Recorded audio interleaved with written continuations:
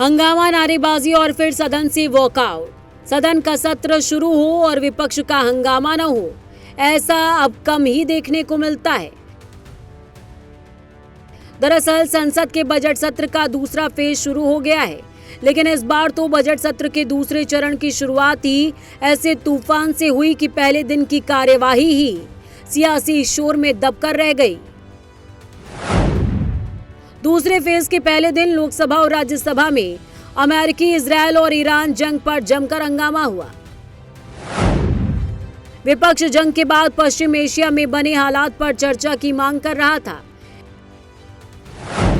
विदेश मंत्री ने पहले राज्यसभा में और फिर लोकसभा में गल्फ देशों से भारतीयों की वापसी पर बयान दिया और फिर एनर्जी संकट को लेकर तैयारियों के बारे में बताया। लेकिन विपक्ष के हंगामे की आवाज ने बहस की आवाज को दबा दिया। मुद्दा था पश्चिम एशिया में भड़की जंग का, जिसे लेकर विपक्ष ने इस पर चर्चा की मांग की, सरकार से जवाब मांगा। लेकिन जब जवाब देने की बारी आई तो विपक्ष ने हंगामे की स्क्रिप्ट पढ़नी शुरू कर दी।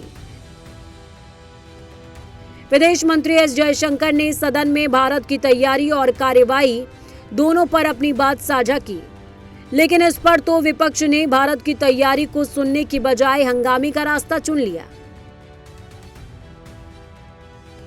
Our estimate is that as of yesterday, almost 67,000 of our nationals have done so.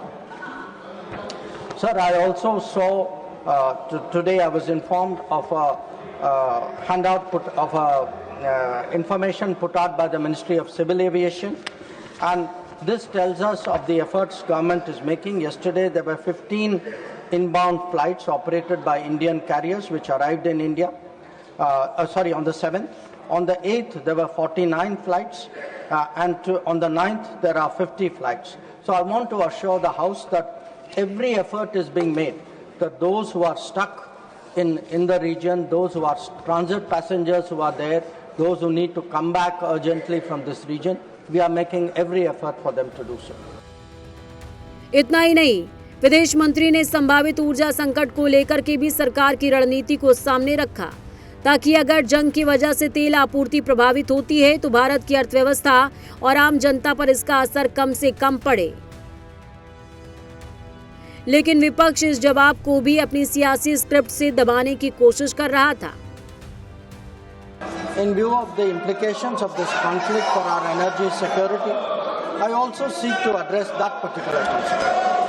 Government remains committed to ensuring that fully taking into account availability, costs and risks of the energy markets. For us, sir, the interest of the Indian consumer has and will always be the overriding priority. Where required, Indian diplomacy has supported the endeavors of our energy enterprises in this volatile situation. अब सवाल ये है कि जब सरकार खुद बयान देने और चर्चा के लिए तैयार थी, तो विपक्ष ने वॉकआउट का रास्ता क्यों चुना? लोकतंत्र में तो संसद वो जगह होती है जहां सवाल भी उठते हैं और जवाब भी मिलते हैं, लेकिन अगर सवाल पूछने वाले ही जवाब सुनने से पहले उठकर चले जाएं तो फिर बहस का मतलब ही क्या रह जाएगा। कुछ ऐसा ही नजारा आज संसद में देखने को मिला। दरअसल हंगामे से चंद घंटे पहले तक विपक्ष के यही सांसद युद्ध के हालात पर संसद में सरकार की ओर से ये बयान की मांग कर रहे थे, और जब सरकार की ओर से ये बयान आया तो सुनने की बजाय हंगामा और नारेबाजी कर रहे थे। विपक्षी सांसद हाथों में तख्तियां लिए वेल में खड़े होकर नारेबाजी कर रहे थे। विपक्ष के विरोध के इस रवैये पर लोकसभा के पीठासीन जगदंबिका पाल ने विपक्ष से विदेशी मंत्री का बयान सुनने की अपील भी की, लेकिन बावजूद इसके विपक्ष के हंगामे में कोई कमी नहीं आई।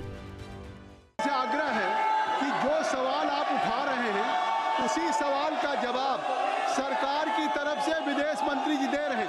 अगर आपकी चिंता है कि भारत के लोग गल्फ में हैं, भारत के लोग ईरान में हैं, मिडिल ईस्ट में हैं, तो क्या कार्रवाई सरकार कर रही, आप क्या परिचय दे रहे हैं? अगर सरकार की तरफ से आपके उस चिंता का स्टेटमेंट आ रहा है, आपके इशूज पे स्टेटमेंट आ रहा है, तो मैं आग्रह करूंगा कि आप लोग सदन को कृपया सुचारू रूप से चलने दें। आप सुनिए, माननीय विदेश मंत्री जी जो आप सवाल को उठाना चाहते हैं उसका जवाब दे रहे हैं, स्टेटमेंट दे रहे हैं। आप सुनना नहीं चाहते, पहले से प्ले कार्ड लेके आए हैं। ये प्ले कार्ड लेके क्यों आए? कई बार अध्यक्ष जी ने कहा प्ले कार्ड लेकर के सदन में नहीं आया जा सकता, फिर भी आप तैयारी के साथ कि सदन को नहीं चलने देना। खुद विपक्ष के उठाए मुद्दों पर जब सदन में जवाब दिया जा रहा है तो जवाब को नीचे दबाने की कोशिश हो रही है। विपक्ष से सुनने की अपील की जा रही है, उसके बाद भी सदन में नारेबाजी की स्क्रिप्ट पढ़ी जा रही है, लेकिन विपक्ष के इस सियासी स्क्रिप्ट पर बीजेपी ने करारा जवाब दिया। लीडर ऑफ द ऑपोजिशन को आपने 176 के तहत बोलने का मौका दिया, उन्होंने सब्जेक्ट छोड़ करके मैटर पर शुरू कर दिया चर्चा करना। उनको यह मालूम है और था कि विदेश मंत्री जी ने विस्तृत रूप से इन सारी चीजों की चर्चा करनी है, लेकिन उन्होंने अपने तरफ से सारी चीजों को डिटेल में रखना शुरू किया और आपने रूलिंग दी कि I will come back to you on this matter, I will give a thought और इस पर डिस्कशन के लिए करेंगे। इनका इंटरेस्ट कभी भी चर्चा में नहीं रहा है, इनका इंटरेस्ट अच्छा नहीं लगेगा लेकिन हुड़दंग मचाने में है। विपक्ष एक सदन में ऐसे व्यवहार की उम्मीद तो कभी नहीं की जा सकती, और खास करके एलओपी के देखरेख में ये सदन को नहीं चलने देना, इसका मतलब जनता के अधिकार का हकमारी करना। आप अबोध बालक हो, आप अबोध रहो, लेकिन पूरा सदन को इस ढंग से ग्रैब करना। देश के विदेश मंत्री जवाब दे रहे हैं, तुम प्ले कार्ड रखे हो एनर्जी पर, तो इसका मतलब है तुम्हें जवाब नहीं चाहिए, केवल हंगामा चाहिए। देश की राजनीति में कई बार तस्वीर उल्टी नजर आती है। एक तरफ दुनिया जंग की आग में जल रही है, हजारों भारतीयों की सुरक्षा दांव पर है, तब संसद में समाधान की बात होनी चाहिए, लेकिन हमेशा की तरह सदन में बहस की जगह हंगामा और जवाब से पहले ही शोर दिखाई दे रहा है। हालांकि ये पहली बार नहीं है, भारत ने पहले भी कई बार संकट के समय अपने नागरिकों को सुरक्षित निकालने के लिए बड़ा अभियान चलाया है, चाहे वो लोगों को निकालना हो या प्राकृतिक आपदाओं में राहत पहुंचाना हो।